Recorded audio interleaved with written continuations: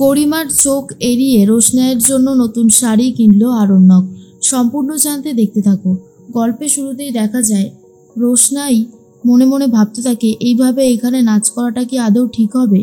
Mini তখন খুব জোর করতে থাকে আর বলে, রোশনাই কি হলো, শুরু করো শুরু করো, আমরা সবাই মিলে তোমার নাচ দেখবো বলে অপেক্ষা করছি।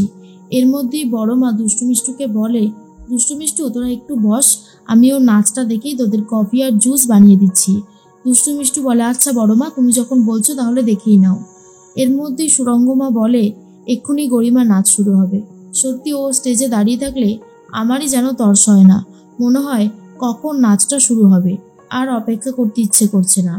তখনই নাচ শুরু হয়ে গেছে। অন্যদিকে রোশনাই বলে, আমাকে এই গানটা চালিয়ে দিন, আমি এই গানটাতেই নাচবো। এরপর দুজন মিলে সেই একই গানে নাচ করতে থাকে দুদিকে, যেটা দেখার পর সবারই খুব ভালো লাগে। গরিমার নাচ দেখে তো হা হয়ে তাকিয়ে রয়েছে আরণ্যক। আর এদিকে রোশনাইয়ের নাচ দেখে মিনি, ছোট্টু, বড় মা সবাই মিলে খুব প্রশংসা করতে থাকে আর বলে, সত্যি রোশনাই, তুমি খুব ভালো নাচ করো, এটা আবারও প্রমাণিত হয়ে গেল। মিনির কাছ থেকে শুনেছিলাম আর আজ নিজের চোখেই দেখলাম। অন্যদিকে গরিমার নাচও শেষ হয়ে গেছে। গরিমার নাচ শেষ হতেই সুরঙ্গমা বলে, আমাকেও উঠতে হবে, আমার কিছু কাজ আছে, সেখানে যেতে হবে।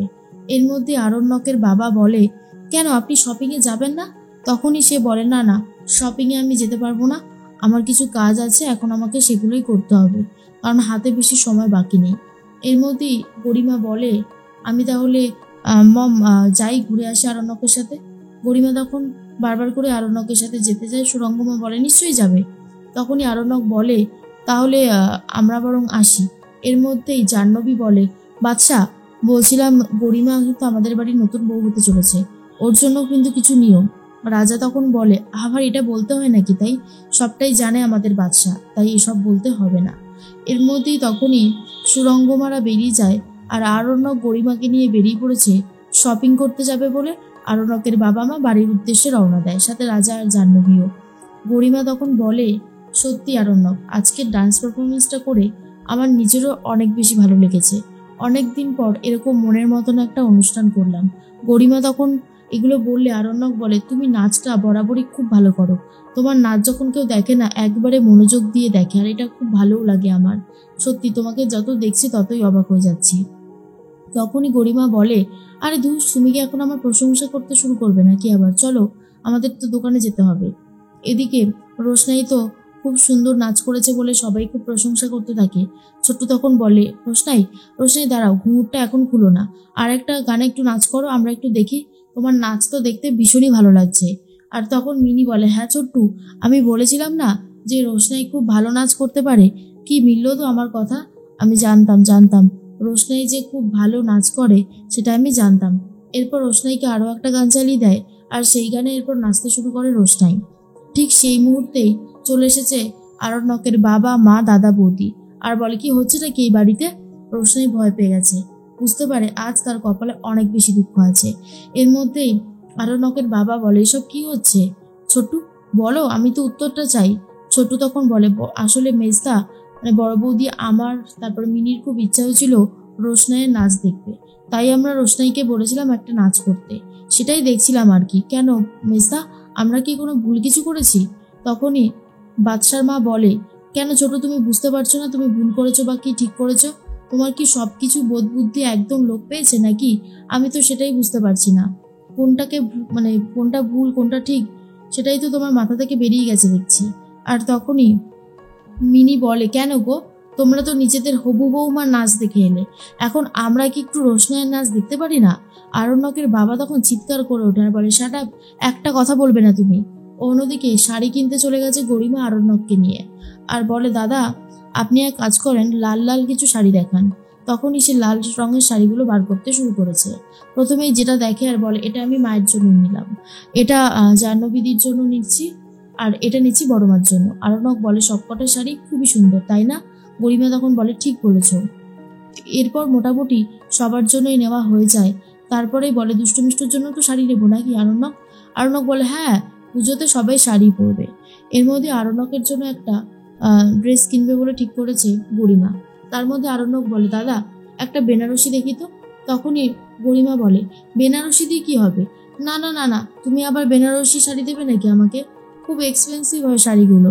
আরণ্যক বলে, তাতে কি হয়েছে? তুমি আমার কাছে কম দামি নাকি? তুমিও তো আমার কাছে সেই সমানভাবেই এক্সপেন্সিভ, মনে রেখো কথাটা। এর মধ্যে আরণ্যক বলে, কিলো দাদা দেখান।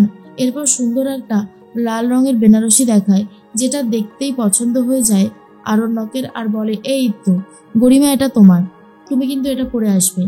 গরিমা বলে, আরে বাবা, বিয়ের খরচা এখনো পুরো বাকি, আর তুমি এখনই এই সমস্ত খরচা করতে শুরু করলে, এটা কিন্তু ঠিক হচ্ছে না। আরণ্যক বলে, তাতে কি হয়েছে? আমি আমার হবু বউয়ের জন্য দেবো না তো আর কার জন্যই বা দেবো, তাই না? শোনো না, মিনির জন্য একটা দেখো কিন্তু। তখনই গরিমা বলে, না না, মিনিকে শাড়ি দেবো না, মিনি তো শাড়ি পরে সামলাতে পারবে না, তার থেকে আমি বরং ওর জন্য ওই যে আনারকলিটা কিনেছি ওটাই দিয়ে দেবো। তখনই আরণ্যক বলে, বেশ। এর মধ্যে সবার জন্যই মোটামুটি নেওয়া হয়। গরিমা তখন বলে, আরণ্যক, এই পাঞ্জাবিটা দেখো কি সুন্দর লাগছে। তখনই আরণ্যক বলে, প্লিজ প্লিজ প্লিজ, এসব পাঞ্জাবির মধ্যে আমাকে জড়িও না, আমি এমনি ঠিক আছি। তখন গরিমা বলে, কেন? শুধু শুধু আমাকে তুমি ফাঁসাতে চাইছো আর নিজে ফাঁসবে না? তেমনটা বললে কি করে হয়? না না না না, অত সহজে তো তেমনটা হবে না, তোমাকে এই পাঞ্জাবিটা পরতেই হবে। এর মধ্যে আরণ্যক ঠিক করে রোশনাইয়ের জন্য কিছু একটা কিনবে, আর এর মধ্যে বিলে ফোন নাম্বার ডিটেলস লিখে দিতে বলে দোকানের লোকরা। গরিমা সেটা করতে ব্যস্ত হয়ে গেলে আরণ্যক তাড়াতাড়ি করে সাইডে গিয়ে রোশনাইয়ের জন্য একটা শাড়ি পছন্দ করছে, আর বলে, দাদা এটা দিয়ে দিন, প্যাক করে এখানেই রাখুন, আমি নিচ্ছি।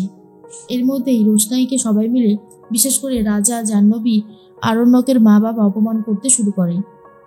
বলে, তোমার সত্যি কোনো কাণ্ডজ্ঞান নেই, তোমাকে যত দেখছি ততই অবাক হয়ে যাচ্ছি, ক্লাসলেস একটা মেয়ে। রোশনাই বলে, আমার কি দোষ? আমি কি করেছি? ওনারা সবাই বললো একটা নাচ দেখবে, তাই আমি নাচ দেখিয়েছি, আর তার জন্য আমি ক্লাসলেস হয়ে গেলাম? দুষ্টু মিষ্টু বলে, এই তুমি আমাদের মুখে মুখে তর্ক করছো কেন গো? একদম করবে না। তার মধ্যেই বড়মা বলে, আচ্ছা, আমি তো বলছি মেজ ঠাকুরপো, আমাদের জন্যই ও নাচটা দেখিয়েছে, তোমরাই বা এত বিরক্ত হচ্ছ কেন? কিন্তু যেহেতু বড়দা কম ইনকাম করে বলে আরণ্যকের বাবা বড় বৌদিকে আরো বেশি করে অপমান করতে থাকে। এদিকে গরিমা বলে, হয়ে গেছে আরণ্যক, একটু কোথায় গেছিলে? আরণ্যক বলে, ওই সাইডটা একটু ঘুরে ঘুরে দেখছিলাম। এরপর আরণ্যক বলে, এই বাবা গরিমা, এমন হয় ফোনটা আমি গাড়িতে ফেলে এসেছি, বুঝলে, ওটা আমি একটু নিয়ে আসছি, তুমি দাঁড়াও। এই বলে রোশনাইয়ের জন্য যে শাড়িটা কিনেছিল সেটা নিয়ে তাড়াতাড়ি করে সাইডে চলে গিয়ে গাড়ির ভেতরে রেখে দেয়, যাতে গরিমা বুঝতে না পারে। আর অন্যদিকে আরণ্যক বাড়িতে চলে যাওয়ার পরেই রোশনাইকে নিয়ে ঝামেলার কথা জানতে পারে। আরণ্যকের বাবা বলে, এই যে আরণ্যক, এই মেয়েটাকে যত তাড়াতাড়ি সম্ভব বিদায় করো, না হলে একে সহ্য করা যাচ্ছে না, বুঝতে পেরেছো? আরণ্যক তখন বলে, কেন, রোশনাই আবার কি করেছে? তখনই আরণ্যকের বাবা বলে, বাইরের মেয়েকে কখনো মাথায় তুলো না, দেখবে একবার ঘাড়ে চেপে বসবে। আর রোশনাইয়ের এই সমস্ত কথা শুনে খুবই খারাপ লাগে।